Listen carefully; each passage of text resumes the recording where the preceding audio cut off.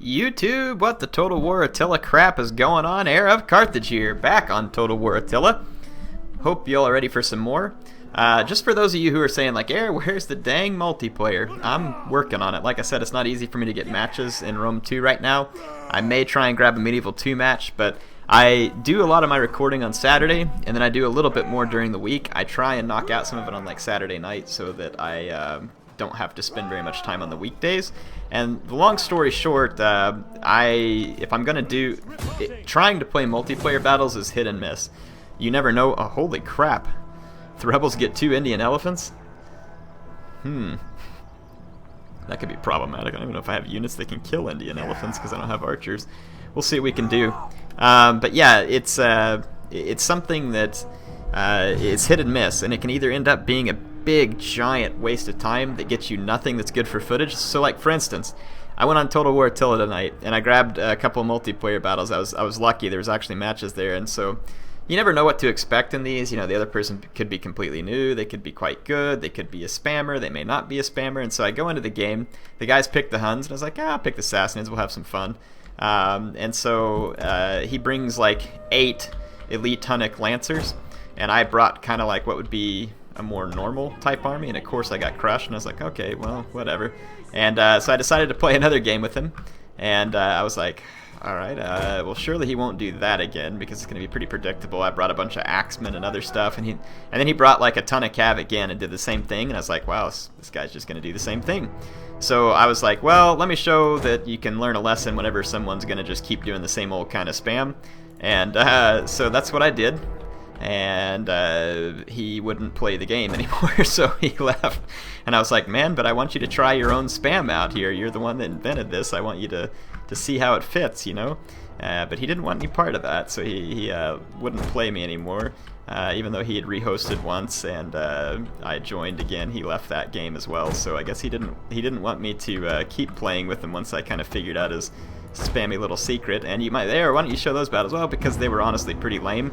The only reason I wanted to show it was to show, hey, I guess this is sometimes what you run into multiplayer. Sometimes it's weird, sometimes it's good, but I mean, that's the thing. I ended up wasting like 20-25 minutes that I could have just been recording a video. I love multiplayer, I really do. It's just, if I waste time doing it, it takes away precious time that I have for recording. In fact, we are making a big mistake here. Let's back everything up. Orders understood. Riders, advance! I'm gonna come back outside the range of their large onager. I want to deny it the kills that it badly needs, because it could potentially get a bunch of them. So what I'm gonna do is take 1 unit of this mercenary Persian brigade, and I'm gonna move out here into range of the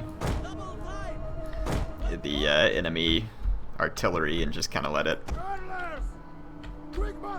There we go. I'm gonna make sure that I'm all moved outside the range of that onager, and we'll let the onager shoot at this Persian brigade till its ammo's gone, and then we will try to deal with the Indian elephants. I've never really run into these guys in the campaign yet, nor have I used them in campaign yet. I haven't messed with elephants much at all in Attila yet, and I think it's because they are pretty terrible, if I understand it right. I think they can kill a lot of infantry, but between precursors and other stuff, I think that from the way I saw it, they were relatively easy to get rid of. Oh, we've got reinforcements that came in from the town. That's pretty handy. There's quite a few armored Sagittarii, and that's actually exactly what we need for dealing with elephants. So what we'll do is we'll let the onager finish up its ammo wasting. I'll put the hurlers up front to kind of slow the elephants down, and then I will put the armored Sagittarii behind. And I'm going to let them do some focus fire. And we should be in pretty good shape here. Let's take this spearman, put him out there. Get these swordsmen here, and we'll move the spears out wider. And we got these Lockman scouts, and my scout equites we'll just kind of use to go out and be annoying. I think that we've got everything the way we want it. Yeah, we got a nice little setup here. I think this will be perfect for dealing with the elephants. At least the rebels have something somewhat perplexing, or I say perplexing, at least they have something interesting to go against me here with the elephants. It'll make things interesting. So here come the elephants. We're going to let our hurlers slow the first unit down. We're going to halt here. Halt there. We're going to halt here. So I'm going to let my hurlers slow the elephants down. Bring these guys back just a little. Okay, got my elephants. Yeah, the elephants are already dropping like crazy to the hurlers. So that's why people don't use elephants in multiplayer. And apparently not in campaign either. That's what it would look like. I haven't even used precision shot. Let's just see what this big missile volley does as far as killing those elephants.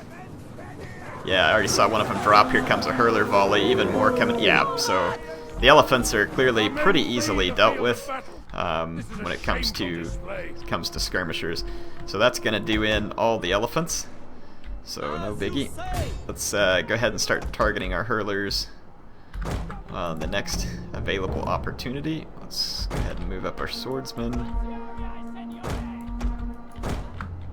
And let's get our spearmen up.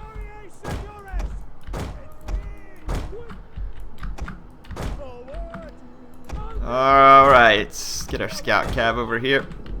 I'm going to try and draw the enemy forward by attacking their hurlers. Let's get my armored Secretary up here. They do have some Persian cataphracts. Let's get my armored Sagittari targeted here. Actually, their horse archers are less of a threat. Target the melee cav that's incoming. Let's see if we can lure that Persian cataphract into my waiting Persian brigade here. Yeah, we want to let the Persian brigade absorb the charge from that unit, and now that it's running from me, I'm going to go ahead and attack it. So that should help me effectively deal with it. We got rid of the melee cav, so see if we can pop a couple shots onto that horse archer. This Persian cataphract is now going to get eaten alive by my my scout cavalry. It's not going to do very good in prolonged melee. So all my scout cavalry is going to do it. And you see the Persian brigade acting as meat shields. By the way, that Saga campaign video where I asked you all to make some funny jokes about a Total War debate or something, some of you all came up with some of the funniest comments I have ever read, ever, on any video. Those were awesome, and all I can say is thank you. And I haven't finished responding to all those comments yet. I will try to do so. Yeah, that Persian cataphract's already going down. The Persian mounted bowman's going down. Let's take our archers back to safety. At this point, we're about to get charged by infantry. I'm kind of tightening up my sword formation because why not? Got my Kamez.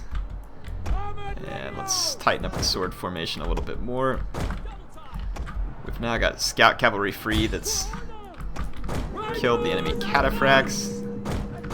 Let's bring these bowmen over here. I'm going to let my my legionaries throw their javelins. You can see them unloading kind of a pillar storm on onto the enemy units out here where they're running around the dead elephants.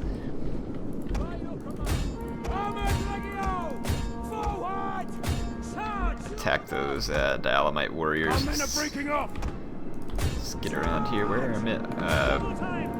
I'm not really sure what unit that was that they were saying's breaking off. Let's go attack the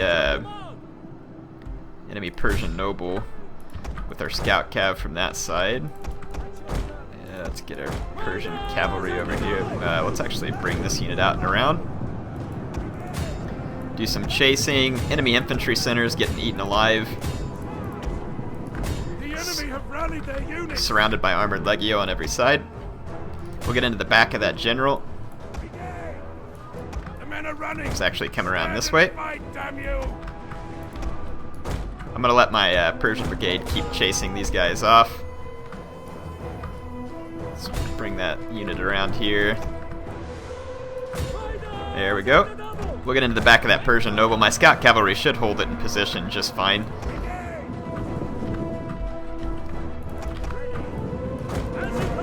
Okay, let's use our general to run down a few routing troops real quick. Let's watch the enemy Persian noble get rear charged by my mercenary Persian cavalry here. Ha, there's a glitch in the map right there. Yeah, the Persian nobles fight with a mace, which is pretty cool, but it's not going to do them very well in this fight where a lot of my cavalrymen have spears. My cavalrymen over here have swords, but they'll do just about as well in combat with those swords as the Persian nobles will with the mace. The Persian nobles have good armor. They're kind of a tanky unit, but they're not going to be good in a cav-on-cav engagement. They would have done better versus infantry. Is my Comez getting any kills here? Just a few. I want to bring my archers up to get rid of that last horse archer. These Persian brigade are trying to get into this skirmisher, and it almost seems like they might catch them here. The enemy skirmisher's winded. My guys are only active. Those are very light skirmishers. This is a light melee infantry. It's a very tight race there. Yeah, that fight, the Persian noble is going to hold out for a long time. My archers are exhausted because I used precision shot, apparently. Oh, look at that. My Persian brigade caught him. Caught these guys from behind, so chasing down the skirmishers for me. Taking out some Kurdish javelinmen, I believe. So the Persian brigade pulling their weight there. A glorious victory will soon be yours. Alright, let's end the battle. Got rid of some of those pesky Spahan rebels and their elephants and artillery. It's an interesting rebel army. They must have like broken into the royal barracks or something and taken the elephants and the onager. Definitely seems like an odd deal. We're going to kill the captives. Their general got away, so we're going to have to chase him and finish him off. And to the south there you can see the beautiful city of But, gleaming jewel of the desert. Let's see. Take care of this guy here. Give him a good old-fashioned stabbing. Your next command. So let's see. Spahan, Persis, but this place is about to riot as well. Let's go garrison here. We're still going to have problems in this province. What's annoying is that there's hardly any food anymore because of the idiotic nature of the climate change in this game, and it's going to be very difficult to make things work right because it's going to take a lot of food in order to stabilize public order, but the more you build up your farms, you don't really get any extra food out of it, which means that you get a whole lot of public order and have a hard time keeping up with it. We're almost done with this circus, and this food market should help a little bit, we'll see. But we definitely have some public order issues out here in Spahan, but I mean, I have a few buildings on the way that will hopefully stabilize things a little bit. Here in But, we're just kind of screwed, to be honest. Like I said, if I keep building this, it's just going to use up a lot of very precious food, and I don't even want that building anymore because it's also eating up food, and I can't make enough food in these provinces to make it worth my while. I'm going to get rid of the dye maker. And this tabernet, we probably need to build up a food market. But see, even the food market comes with public order penalties, and it'll barely pay off what you need it to in order to upgrade all this stuff. So it's kind of a screwball situation, to be quite honest. We'll see what we can do to stabilize it. I need to resettle Berenice on the next turn. It'd be very helpful because I could get a considerable amount of food. But at this point, I'm now just really wanting to hurry and finish the campaign, and the reason is because the food situation is going to be really bad, and because of the food situation being so bad, it's just going to get worse, and dealing with it's going to become an extreme pain. Try and slow down that army there, why not? Let's start ranking that spy up a little bit. Let's see where we're at. So we just defeated a whole bunch of Jutes over here with this army. That was pretty sweet victory, to be honest. So what do we got here? We're building a tabernet, banking house, governor's house. Man, that food consumption. We just can't afford all that food consumption. I need one extra population in order to pull this off. That's food consumption too. I'm going to tear down that bathhouse.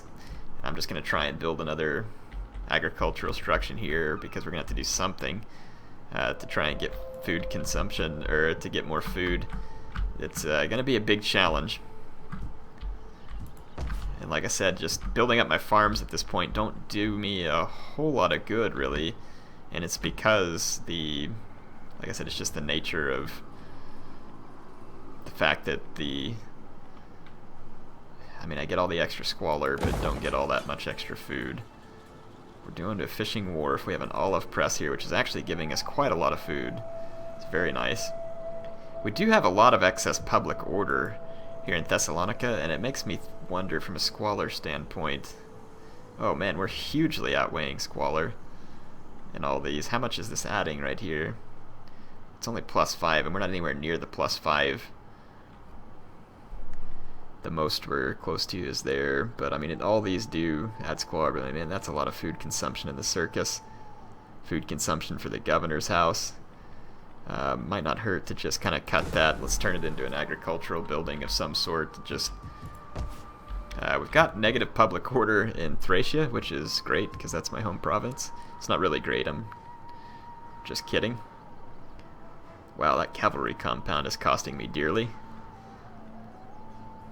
This local industry is kind of pointless, to be honest. Let's get rid of that. The gold mine is hurting public order, and I don't need the money that bad, so I'm actually going to tear it down to something simpler that gives me less public order penalties. Build up the aqueduct network. How are we doing? Sanitation's still solid in all these provinces, so it's not going to hurt to just build another field there and just give myself just a smidge of extra food. We'll see what we can do in all these places. Like I said, I have a bunch of money and I need to do a bunch of different stuff. Ptolemaeus kind of got hit. Let's repair it. Problem is we're not going to get hardly any food out of this province either. I've already got a cattle herd there. Horse breeder +30. +30 from a sheep flock. I might as well just go with the sheep flock here. Like I said, just get what we can out of this. Go with a fishing jetty too and get a little bit of extra food. We could always build a tabernae here as well. We'll just do what we can, like I said, and retaking Berenice over here is going to be pretty critical. I'm trying to think what we should do up here in the north. A lot of these provinces up here are going to be pretty craptacular for food anyway. But I want to say that some of these provinces are actually decent-ish when it comes to fertility. I mean, they will be for now, of course, as the game goes on, that changes. I mean, yeah, these aren't bad. I could actually get quite a bit of food out of Narbonensis and Aquitania. Pannonia isn't bad, and I think I own it too. So we need to just kind of continue to get our hands on certain provinces like that, so that we can do our best to stabilize the food supply. So this will be a good province. It's just rebuilding Segusio is going to be kind of a pain in the butt. Kind of thinking let's just end a turn here. Let's go through all these guys. Got a governor here. One of these gives me extra food. It's this one. So let's try and get all our governors to have that. This is a general. Just doesn't matter for him. Another general here. And we got an unassigned tradition here. Let's give them the extra integrity. So now we should be able to end the turn. See what the Huns are up to. Some of you said that killing the Hun stacks is not really worth it because they just respawn until you kill Attila. Maybe that's true. Maybe we should just let them roam around beaten down some or something. I'll consider that. Yeah, I'll keep doing what I can to stabilize the food position. It's just that obviously as the game continues, like I said, it's just going to get worse and worse, and the East Romans are not super well equipped. Look at this, the Franks coming out of nowhere. If they burn that city to the ground again, I'm going to be pretty mad. They very well could. I have armies nearby, though, to get retribution with, so this shouldn't be a big deal, really. It's going to be more of a nuisance than anything else. And it doesn't look like they nuked it. The spirits tell us that we should offer you gold. We do not argue with spirits. The spirits are right about you offering me gold. I'll actually take their peace treaty for now.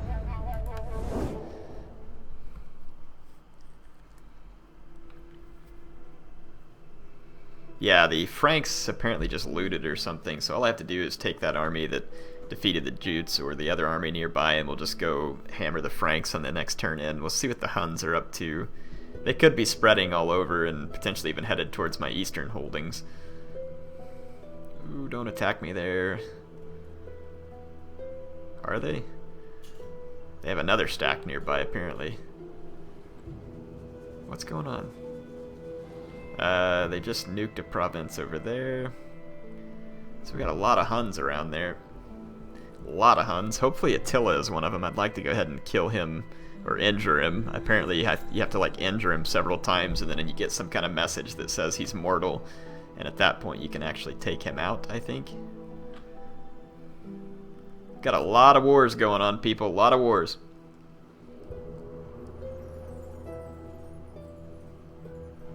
It'd be nice to subjugate the Huns, really, but I don't know if such a thing is possible.